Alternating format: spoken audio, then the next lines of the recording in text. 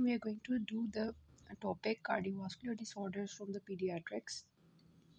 First of all, from the Parvez Akbar, इसको मैं discuss करूँगी, साथ में अहमद हसन जो है उसको भी मैं साथ साथ लेके चलूँगी इंशाल्लाह। तो first of all discuss about the fetal and the neonatal circulation, कि जब बच्चा होता है in the form of the mother तो उसके अंदर कैसे सर्कुलेशन चल रही होती है, और जब वो उसकी बर्थ होती है तो उसमें क्या चेंजेस आती हैं। तो ये सब कुछ हम देखेंगे। First of all will discuss about the normal physiology in the fetal circulation of the heart. देखिए, मेन मकसद हमारा क्या है कि मदर से जो बच्चा है, फीटस है, उसको ऑक्सीजन जाए और बच्चे को सारी ऑक्सीजन मिल जाए और डीऑक्सीजनेटेड ब्लड जो है वापस मदर में जाए। ये हमारा मकसद है। तो ये जो प्लेसेंटा है, फ्रॉम प्लेसेंटा क्या होगा, ऑक्सीजनेटेड ब्लड जो है वो अंदर आ जाएगा फीटस के अंदर प्लेसेंटा से। First of all is first point is fetal blood is oxygenated in the placenta, हो गया। Then enters umbilical when.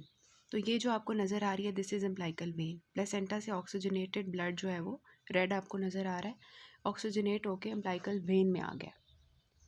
अब आपने ये एमसीक्यू पॉइंट याद रखना है कि एक अम्प्लाइकल वेन होती है और 2 आर्टरीज होती हैं। This is MCQ.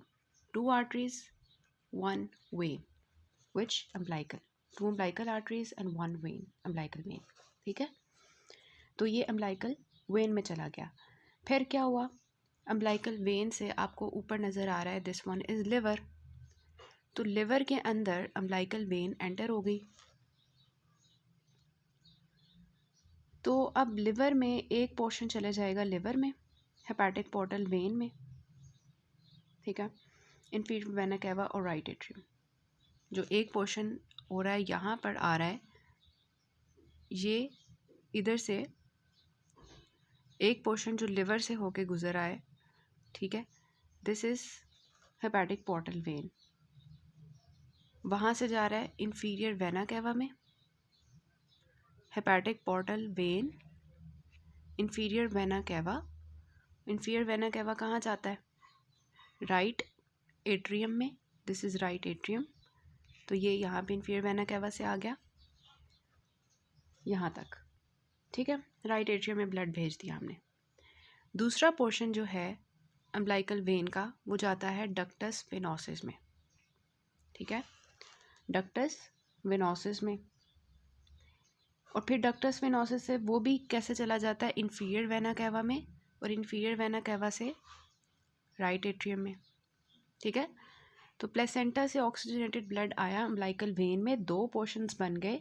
एक पोर्शन जो है वो हेपेटिक पोर्टल वेन के थ्रू इंफीरियर वेना कैवा से राइट एट्रियम में जा रहा है, और दूसरा पोर्शन जो है वो डक्टस जो वेनोसिस है उसमें जाके इंफीरियर वेना कैवा से राइट एट्रियम में जा रहा है। ब्लड कहाँ आ गया, राइट एट्रियम में। जो भी ब्लड था जैसे भी गुजर के आया ऑक्सीजनेटेड, राइट एट्रियम में आ गया। ठीक है, तो right atrium, this is right side, this is left side of the heart, this is right atrium, this is right ventricle, this is left atrium, this is left ventricle. ठीक है, तो अब हमने ब्लड कहाँ पे लेके आए हुए हैं ऑक्सीजनेटेड सारा, राइट एट्रियम में। अब यहाँ से हमने राइट एट्रियम में से ब्लड भेजने आगे। इसमें से जो 1/3 ब्लड होता है राइट एट्रियम का, 1/3 मतलब कि अगर उसके 3 पार्ट्स हैं तो उसमें से एक पार्ट जो राइट एट्रियम का होता है, यहाँ पे होता है foramen ovale. Foramen ovale, foramen ovale is a connection between right atrium and left atrium. तो 1/3 जो ब्लड होगा राइट एट्रियम का, 1/3 ब्लड, ठीक है, वो चला जाएगा इस फोरामेन ओवेल से लेफ्ट एट्रियम में। ठीक है, और लेफ्ट एट्रियम से ब्लड कहाँ जाता है, लेफ्ट वेंट्रिकल में। लेफ्ट वेंट्रिकल से ब्लड कहाँ जाता है, असेंडिंग एयोर्टा में। ठीक है, असेंडिंग एयोर्टा में, दिस इज असेंडिंग एयोर्टा। असेंडिंग एयोर्टा तक अभी तक हमने ब्लड भेज दिया।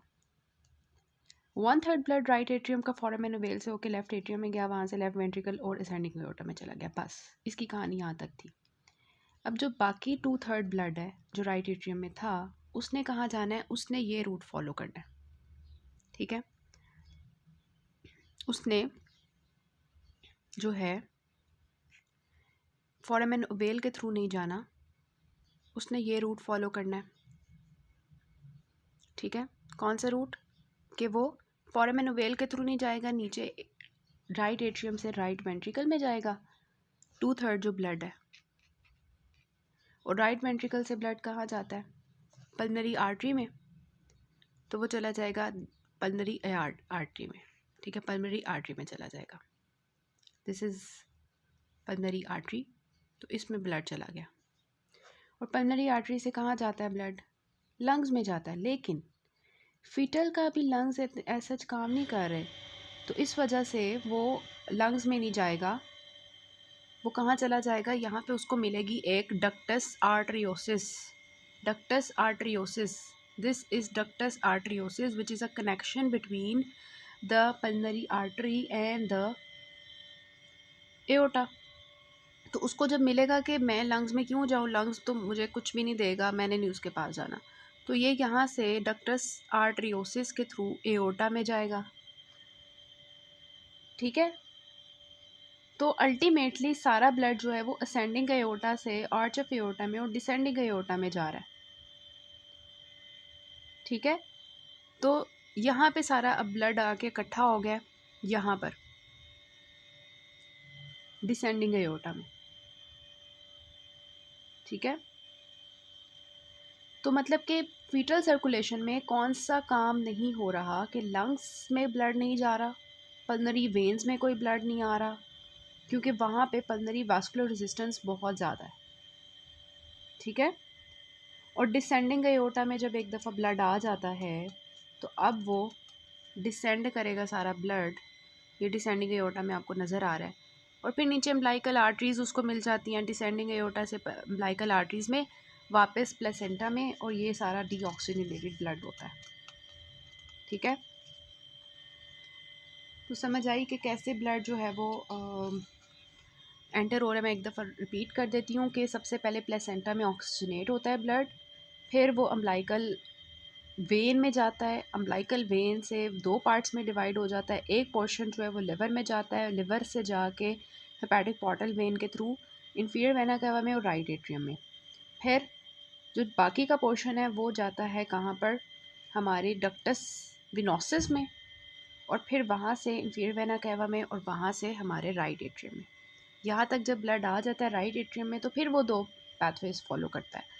एक फोरामेन ओवेल से 1/3 पार्ट जो है जाएगा लेफ़्ट एट्रियम में, वहाँ से लेफ़्ट वेंट्रिकल में, लेफ़्ट वेंट्रिकल से असेंडिंग एओर्टा में, असेंडिंग एओर्टा से आर्च ऑफ एओर्टा में, डिसेंडिंग एओर्टा में। दूसरा जो 2/3 पोर्शन था राइट एट्रियम का ब्लड का, वो गया था कहाँ पे? राइट वेंट्रिकल में। राइट वेंट्रिकल से गया था पल्मनरी आर्टरी के अंदर। पल्मनरी आर्टरी से वो लंग में नहीं गया था, उसको एक जगह मिली थी डक्टस आर्टरियोसिस, वहाँ से वो डक्टस आर्टरियोसिस में चला गया एओर्टा में और डिसेंडिंग एओर्टा में। जब सारा ब्लड डिसेंडिंग एओर्टा में आ जाता है तो वो अम्बिलिकल आर्टरीज 2 होती हैं, उसके थ्रू वापस प्लेसेंटा में जाता है डीऑक्सीजनेटेड ब्लड। मतलब कि ऑक्सीजनेटेड ब्लड फीटस को मिल रहा है और डीऑक्सीजनेटेड ब्लड वापस मदर के अंदर जा रहा है। ये हो गया फीटल सर्कुलेशन जो चल रही होती है। अब जैसे ही बच्चा पैदा होता है, पहले उसके लंग्स में कोई ब्लड नहीं जा रहा था, उसकी पल्मनरी वेन्स में कोई ब्लड नहीं जा रहा था, 2 काम नहीं हो रहे थे। पल्मनरी वेन्स यूज़ नहीं हो रही थी, लंग्स यूज़ नहीं हो रहे थे। और क्या चीज़ है यहाँ पे? Foramen ovale. फोरामेन ओवेल जो है उसका क्या काम है? 1/3 ब्लड उधर भेज रहा है डायरेक्टली लेफ्ट एट्रियम में, नहीं चाहिए हमें वो बाद में। फोरामेन ओवेल बंद हो जाएगा बाद में। और ये जो डक्टस आर्टरियोसिस, डक्टस वेनोसिस बने हुए हैं, ये हमारे अंदर मिलते हैं आपको? नहीं, इनको भी ख़त्म होना चाहिए। कुछ ऐसी ट्रांजिशन होनी चाहिए कि ये फीटल सर्कुलेशन जो है ये चेंज हो जाए और हमारे जो न्यूनेट है उसको उसके लंग्स यूज़ हों। अब लंग्स उसको चाहिए, लंग्स काम करें उसके। पल्मनरी पहले वैस्कुलर रेजिस्टेंस बहुत ज़्यादा थी। तो अब क्या होगा? जैसे ही बच्चा पैदा होगा, ठीक है, पैदा होगा, दुनिया में आएगा, उसको एटमॉस्फेयर में ऑक्सीजन मिलेगी। पहले वो मदर से ऑक्सीजन ले रहा था, अब उसको जब एटमॉस्फेयर में फर्स्ट उसकी सांस होगी, पहली जब वो सांस लेगा दुनिया में आके, उसकी ऑक्सीजन उसके अंदर जाएगी, तो क्या होगा, ऑक्सीजन जब जाएगी तो उसके लंग्स के अंदर जो उसकी लंग्स की वेजल्स हैं वो क्या हो जाएंगी, डायलेट हो जाएंगी। ऑक्सीजन आई, पहली सांस बच्चे ने ली, उसकी लंग्स की वेजल्स डायलेट हो गई, वेजो डायलेशन हुई पल्मनरी सर्कुलेशन में।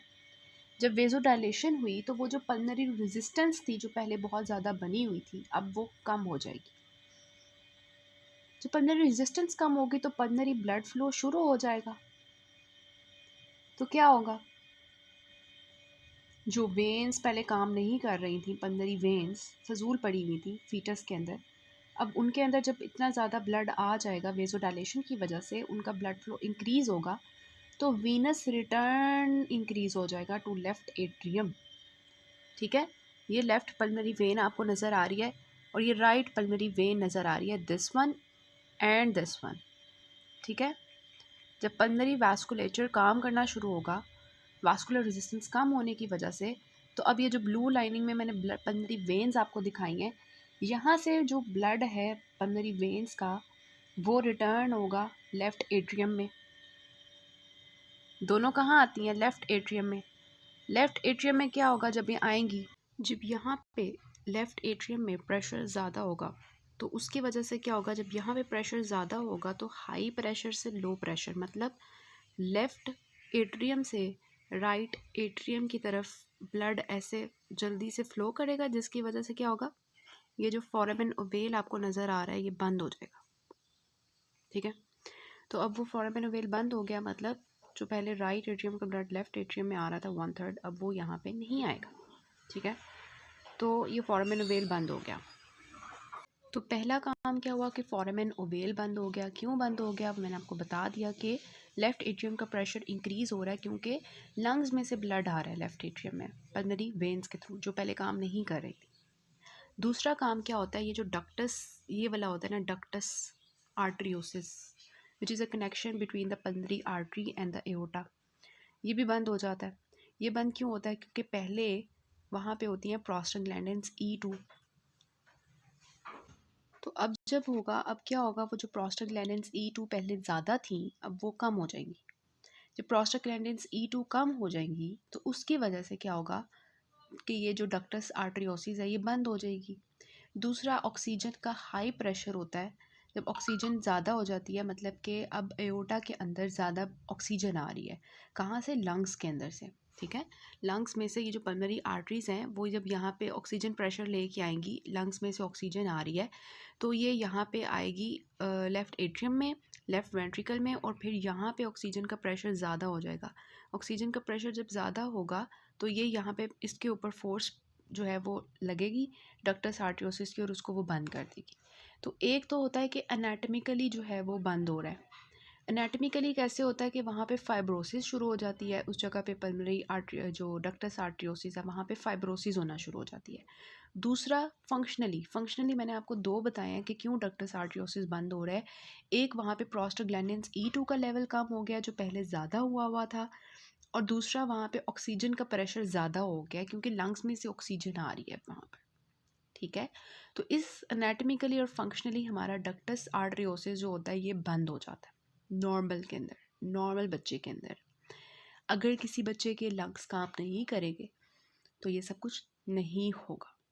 ठीक है, इसी तरह आपको पता है प्री मेच्योर जो बच्चे पैदा हो जाते हैं उनके लंग्स हाइपो फंक्शन होते हैं, लंग्स हाइपो फंक्शन होंगे तो वो ऑक्सीजन का प्रेशर नहीं आएगा, पल्मनरी वेसल्स का रेजिस्टेंस कम नहीं होगी, तो ये सब कुछ नहीं होगा।